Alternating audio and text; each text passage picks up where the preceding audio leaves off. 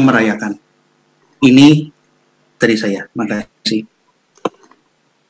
Sorry guys, tadi saya terputus karena mati lampu mendadak ngejepret. Tadi ada sebagian yang kita nggak kerekam.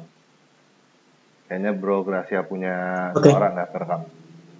Oke, jadi kesimpulannya tadi dari bapak-bapak gereja yang membuat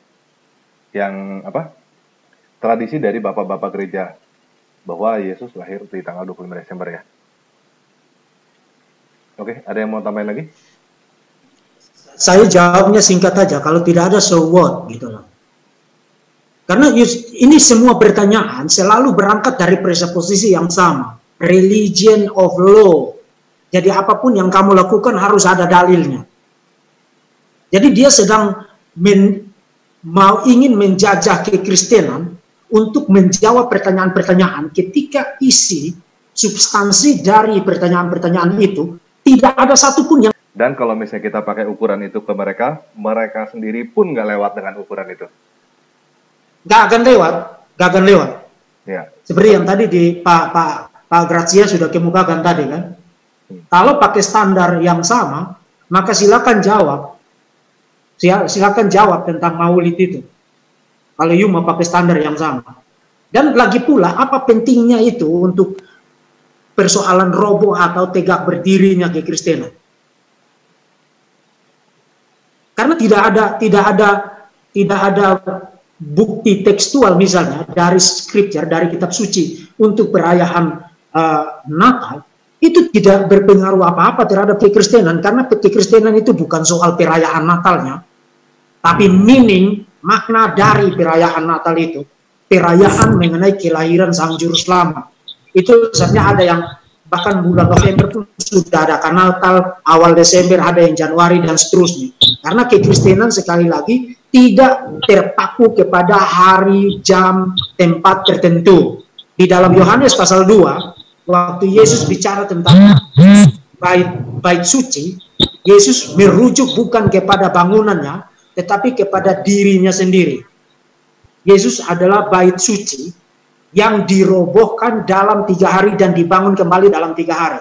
Artinya sekarang Yesus adalah the new temple. Penyembahan orang-orang Kristen itu tidak lagi terikat kepada tempat tertentu, waktu tertentu, geografi tertentu, tetapi dilakukan di dalam Tuhan Yesus Kristus.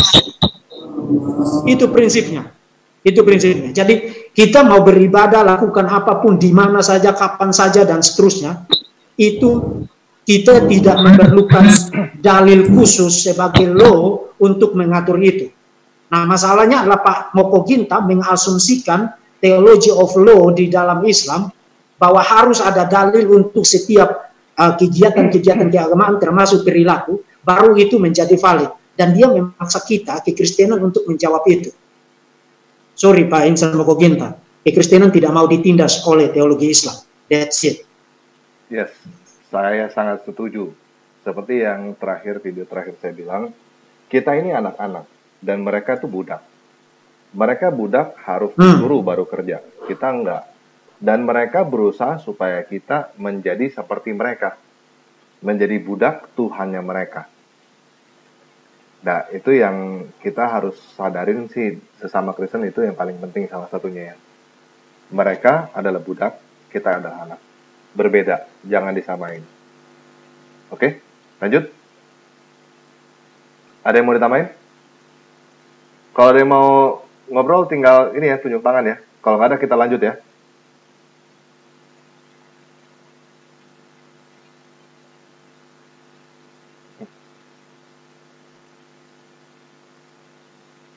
Ini udah pertanyaan keberapa ya? Sorry, saya. Kelima. Oke, kalau begitu saya bisa permisi duluan karena saya mesti pulang. BMW is for you to.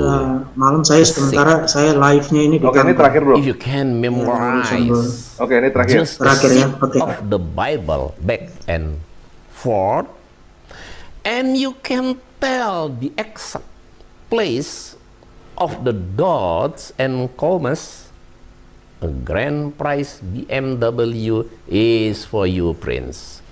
Oke, Yang terakhir adalah menghafal Alkitab dari depan sampai belakang dapat BMW katanya. Yuk, siapa yang mau kasih tanggapan? Sama seperti yang tadi, dia berangkat dari teologi dan praktik Islam, lalu memaksa kita untuk menggunakan standar yang sama. Muslims menghafal Quran karena mereka percaya itu ada pahalanya. Kekristenan tidak percaya ada pahala kalau you hafal Alkitab. Lagi pula menghafal itu tanpa mengerti dan tanpa menggunakan otak untuk tahu bagaimana how to apply kitab suci, itu sama dengan saya quote kata Ustadz Munsir Situmorang, menjadi keledai di Indonesia. Jadi you kalau mau bicara tentang kekristenan, ya kasih standar yang tinggi gitu loh. You masa kasih standar hafal menghafal kayak pelajaran anak SD? Kekristenan itu udah dirikan Cambridge, dirikan Yale, dirikan Oxford, tapi you masih menuntut kekristenan menjawab pertanyaan PAUD begitu loh. Mereka ya hargai sedikit kekristenan begitu loh. Mereka disuruh menghafal Zaid bercerai dengan Zainab, lalu Zainab kawin dengan Muhammad di dalam bahasa Arab sampai titik koma. Untuk apa? Nggak ada satupun sampai sekarang ada Muslim yang bisa jawab saya. Apakah bisa masuk surga dengan itu? Apakah karena nggak hafal itu jadi masuk neraka? Nggak ada Muslim yang bisa jawab. Coba, ngapain coba? Urusan Zainab cerai dengan Zaid, lalu dikawin dengan Muhammad, terus hafalin terus dalam bahasa Arab. Ada makan di sini, Cing? Hah? Mending ada nasi goreng. Lagian Al-Quran itu cuma setebal 1/8/9 Alkitab. Sangat tipis. Sangat tipis. Sangat tipis, ya enggak? Atau mungkin 1/10 dari Alkitab. Kalau mengenai tentang hafal menghafal, nggak perlu sombong lah. Karena orang-orang Yahudi dan orang-orang Kristen di Timur Tengah, yang biarawan-biarawan di Timur Tengah, yang di padang-padang gurun, kerjanya cuma puasa dan baca Alkitab. Itu baca Alkitab nggak pernah membuka kitab. Tutup mata langsung ngomong. Hafal. Tapi hafalan itu bukan sesuatu yang kita banggakan. Kita tidak menghafal. Remind itu is totally different with the truth. Kebenaran itu tidak ada sangkut pautnya dengan hafalan. Sebagai contoh, saya ajukan sebuah pertanyaan kritis dari orang Muslim sendiri. Ada orang Muslim namanya Muhammad Ahmad Khalafullah. Dia orang Arab dari Mesir. Dia kuliah di Al-Azhar, Kairo. Orang Mesir, cendekiawan, S3 dari Al-Azhar. Dia tanya dan mempertanyakan surah Al-Ahraf 157. Seorang nabi yang ummi yang namanya tercatat di dalam Taurat dan Injil. Ini orang Muslim ini. Dan buku ini diterbitkan oleh para Madinah. Dia bilang apa? Surah Al-Ahraf 157 adalah contoh bukti bahwa Quran itu bukan kitab sejarah karena ini tidak mungkin ada di dalam sejarah. Bagaimana mungkin ada nubuatan untuk Muhammad? Karena konteks surah Al-Ahraf 157 itu adalah penyembahan anak lembu emas di saat Israel keluar dari Mesir menuju Palestina. Nah, konteksnya ini kan di daerah Sinai 1500 tahun sebelum Masehi. Dia bilang, ini orang Muslim, tidak mungkin ayat ini pernah terjadi di dalam sejarah. Karena nabi yang ummi yang tercatat di dalam Taurat dan Injil yang ada di sisi mereka, pertanyaannya dia apa? Injil apa yang ada di dalam yang sudah ada di zamannya Musa? Injil apa yang sudah ada di zamannya Musa yang mencatat nubuatan bahwa akan ada nubuatan bahwa Muhammad akan muncul? Injil apa? Dan dia tulis di dalam bukunya, ini salah satu contoh buku. Remind, menghafal. Itu tidak ada hubungannya dengan kebenaran. Itu hanya hafalan-hafalan saja. Terima kasih. Lagi pula Pak Grazia, saya jadi ingat prinsip abrogasi, pembatalan ayat. Ya, nasib wal mansukh. Ya, pembatalan ayat itu kenapa? karena ada ayat yang dilupakan oleh Muhammad. Surat 87 ayat 6 sampai 7. Itu biarkan orang muslim lah, tapi yang di dalam muslim itu berlaku hukum kalau Allah menurunkan suatu ayat bisa di kemudian hari dibatalkan, diganti yang lebih baik.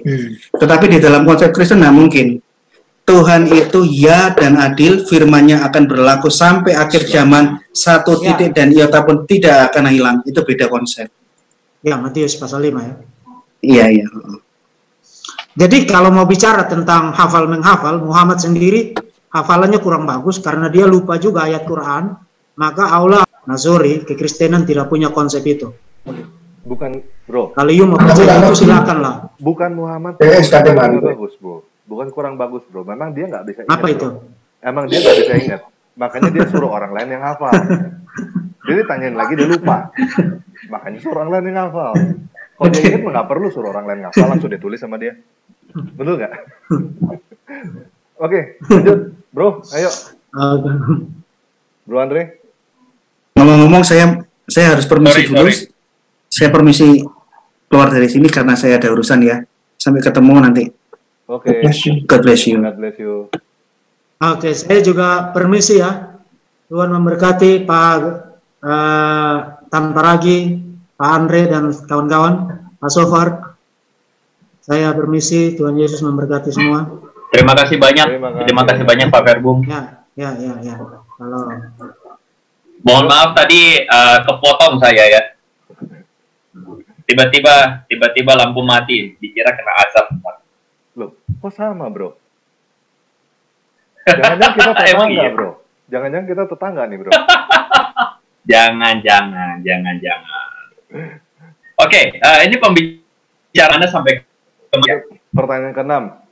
Ini sampai pertanyaan ke-6. Hafal Alkitab di luar kepala. Ada nggak? Bisa nggak hafal Alkitab di luar kepala? Barang lucu. Apakah berarti orang Indonesia ada yang menghafal Undang-Undang Dasar 45 semuanya, ya, seluruh pasal? Apakah itu berarti menunjukkan supremasi dari orang Indonesia, menunjukkan supremasi dari undang-undangnya, dan menunjukkan supremasi dari istilahnya keindonesiaannya? Itu aja. Dari statement itu aja udah lucu gitu. Itu artinya Undang-Undang Dasar itu kitab suci, bro. Lebih bagus daripada Al-Quran. Ini maksudnya, iya. Itu kitab suci terakhir mungkin. Cara berasumsi seperti itu tuh, cara berasumsi begitu tuh lucu gitu, aneh dan lucu dan menggelikan. Oke, yang lain ada yang mau ngobrol? Silakan yang mau keluarin pendapat. Kalau saya begini, saya cuman sedikit aja nyampaikan pendapat bahwa mungkin apa yang di beberapa video saya juga yang tentang Muslim juga itu kan juga mereka juga bilang gini, ya elah baca Alkitab, apa dong? Nah itu memang juga sebenarnya mengingatkan kepada setiap kita bahwa kita yang membawakan konten kalau bisa memang menghafal kalau bisa. Tetapi saya mengerti ada beberapa yang mungkin sulit. Nah, ustadz-ustadz mereka kebanyakan mereka memang menghafal dan itu kan kesulitan yang mereka hadapi sebenarnya lebih besar karena mereka menghafal bahasa Arab, sementara kita menghafal dalam bahasa Indonesia. Cuma sekali lagi saya setuju seperti yang tadi disampaikan oleh Pak Verbum juga bahwa tidak ada satu keharusan dan bahkan tidak ada satu pahala pun ketika kita menghafal kitab itu. Nah ini merupakan satu kayak apa ya?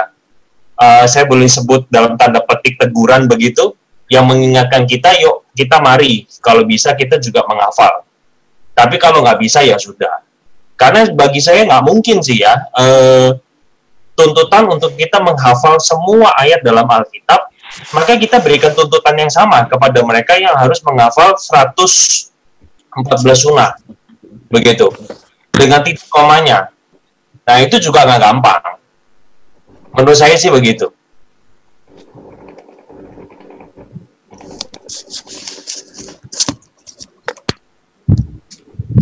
Itu tanggapan dari saya. Oke, lanjut. Ada lagi yang mau? Oke, berarti kita udah 6 pertanyaan udah semua. Kita dengerin sampai habis deh ya. Christian Prince, you still believe your own holy book. Christian Prince, there is not holy book as Quran in the world that can be memorized except Quran. Wait. Apa dia bilang? Except Kayak suaranya Hello Kitty yang ngomong. as Quran Not holy book in as the world Quran in the world that can be memorized except Quran. Oke, berarti tanggapan dia, berarti tadi bro, bener bro.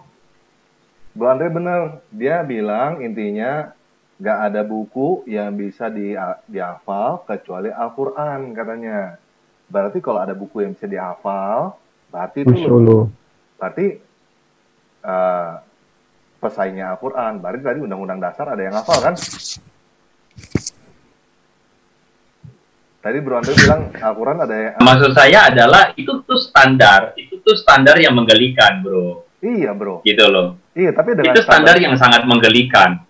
Dengan standarnya dia, undang-undang dasar kita nih bisa disebut kitab suci, bro. Karena bisa dihafal. Yes. Ya, jadi kita ngomong tentang dua standar. Standar pertama pakai standarnya dia. Jadi standarnya dia itu enggak masuk di dalam logika akal sehat kita. Jadi kalau dihafal, maka itu membuktikan kehebatan Alkitab tersebut, membuktikan kehebatan kita tersebut kuat gitu loh. Itu kan kalau misalnya undang-undang dasar ada yang hafal dan sebagainya, wah bagaimana? Nah, bagaimana adanya orang-orang itu begitu loh. Itu menunjuk moral itu. Jelas-jelas itu orang zaman dulu mempertahankan sejarah itu. Dia yang policy, kriteria yang salah. Itu aja deh. Oke. Lanjut ya.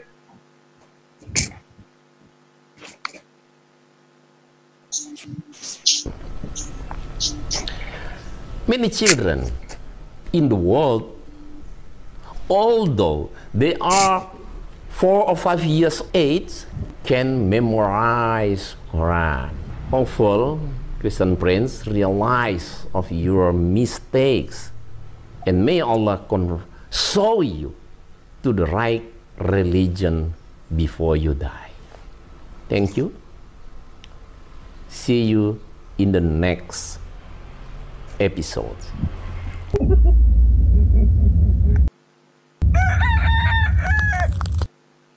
Oh, terakhir minta dukungan, mau bangun masjid. Oh. Suaranya kecil sekali sih, kedengaran. Udah selesai bro. Udah selesai. Ada yang mau closing statement?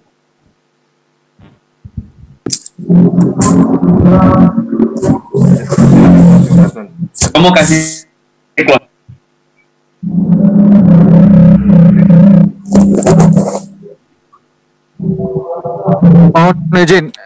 Mohon izin abang-abang sekalian. Yuk silakan.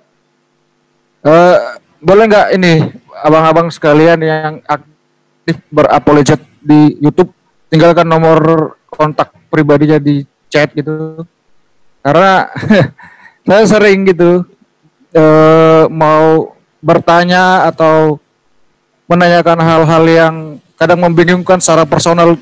Saya rasa kalau bertanya langsung bisa lebih lebih bisa terjawab gitu, abang-abang sekalian. Oke bro, gini. Terima kasih. Punya Telegram nggak? Bisa install Telegram? Halo? Halo? Ya, saya tutup kayaknya. Yes. Oke, mengenai tadi permintaan untuk nomor telepon pribadi sepertinya nggak bisa ya, nggak banyak yang bisa. Saya sendiri nggak bisa, saya nggak akan kasih. Cuman kita akan bikin grup-grup, mungkin grup untuk tanya jawab. Kalau di Tanpa Ragi kita udah bikin grup Kristuber ada, Dan grup Telegram banyaklah kita bikin. Nanti kan kita akan bikin lagi grup Telegram t.me/murtadin khusus untuk teman-teman yang sedang, dan yang sudah keluar dari Muslim bisa bergabung di grup t.me/murtadin. Tutup semua ini.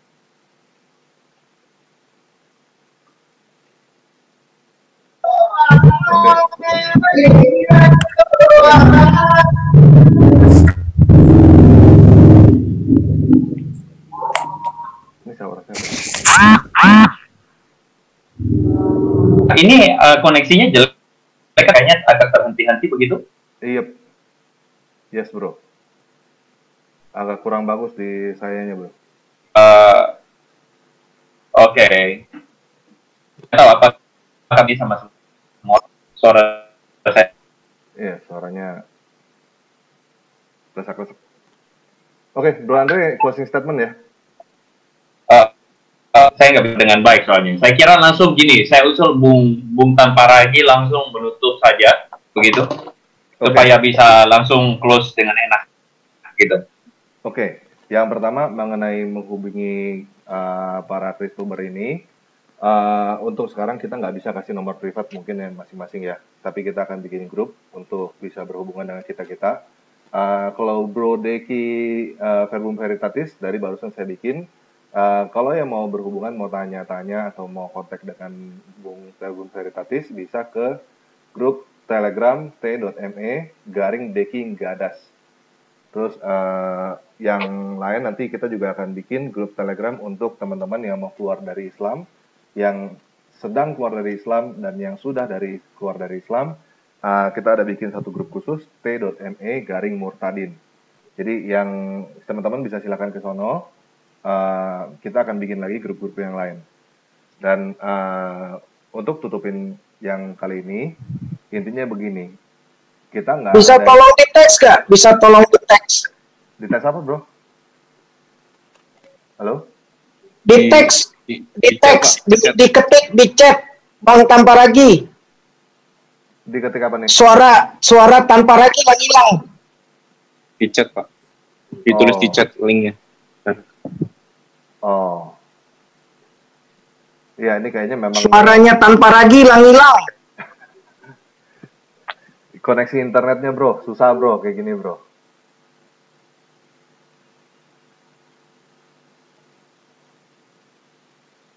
Maksudnya link yang murtadin diketik aja di chat. Oke. t.me/murtadin.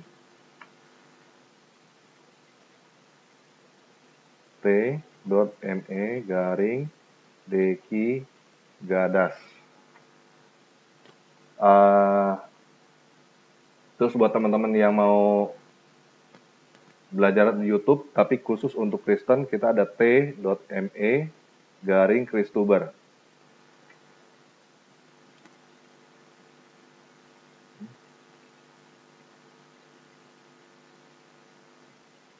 Oke? Ya, jadi seperti itu, kita ada grup-grup tertentu untuk buat teman-teman yang mau kontak ke kita lah. Kita bikin grup lah. Dan kali ini kita akan tutup. Jadi intinya dari tadi kita ngobrolin adalah soal BMW-nya si Insan Mokoginta. Ya, itu biar dia simpan sendirilah di dalam rumahnya lah. Nggak ada yang mau, nggak ada yang tertarik sama itu. Dan semua pertanyaan dia adalah pertanyaan-pertanyaan konyol. Yang kalau dibalikin ke dia sendiri, itu dia sendiri pun nggak ada yang bisa lewat. Semua pertanyaan Muslim, semua tuduhan Muslim yang seperti itu, semua diukur balik ke mereka, mereka tidak akan bisa lewat. Oke, sebentar ada Bro Sofar yang mau ngomong, silakan. Silakan Bro Sofar.